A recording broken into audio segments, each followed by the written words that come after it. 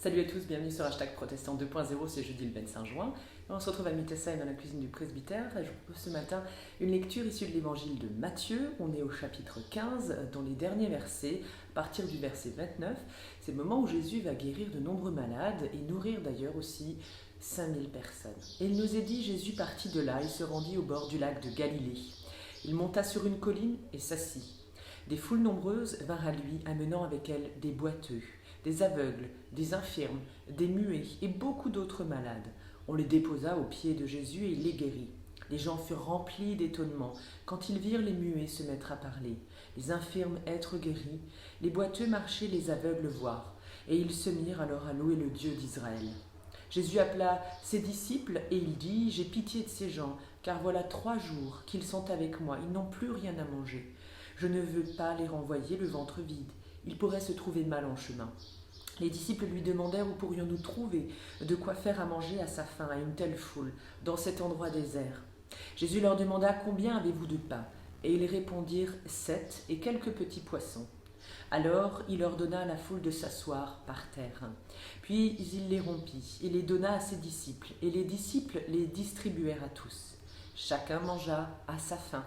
Les disciples emportèrent 7 corbeilles pleines de morceaux qui restaient. Ceux qui avaient mangé étaient au nombre de 4000 hommes, sans compter les femmes et les enfants. Après avoir envoyé la foule, Jésus monta dans la barque et se rendit dans la région de Magadon. Nous voici donc en présence d'un moment exceptionnel. On peut dire tous ces gens sont sous le regard de Dieu. Jésus est attentif à chacun d'eux, aux foules qui viennent le suivre. Comment vont-elles manger dans ce lieu si désert ? Voilà la question humaine des disciples.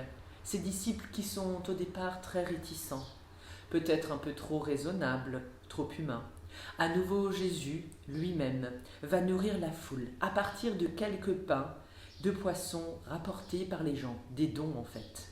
Lorsqu'on se place sous le regard du Seigneur, comme le fait Jésus lui-même, eh bien, en le remerciant, on peut partager ce qui nous paraît impossible, tout l'amour de Dieu à travers le Christ.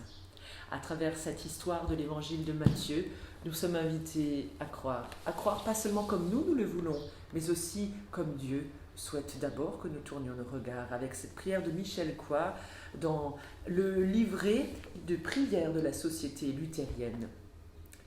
Mon Dieu, je ne crois pas que tu fasses tomber la pluie ou briller le soleil à la carte, à la demande, pour que pousse le blé du paysan chrétien, que réussisse la kermesse de fin d'année, que tu trouves du travail aux chômeurs bien pensants et laisses tous les autres chercher, que tu protèges de l'accident l'enfant dont la mère a prié et laisses tuer le petit qui n'a pas de maman pour implorer le ciel, que tu donnes toi-même à manger aux hommes quand nous le demandons et laisses mourir de faim quand nous cessons de te supplier. Non, je ne le crois pas, je ne le crois plus, car je sais maintenant, ô mon Dieu, que tu ne le veux pas, que tu ne le peux pas, parce que toi tu es amour, parce que tu es Père, et que nous sommes tes enfants. Ô mon Dieu, je sais maintenant que toi tu peux tout, sauf nous ôter la liberté. Amen. En vous souhaitant une belle journée, on approche de la fin de semaine. Rendez-vous demain matin avec la prière du petit-déj, ici même.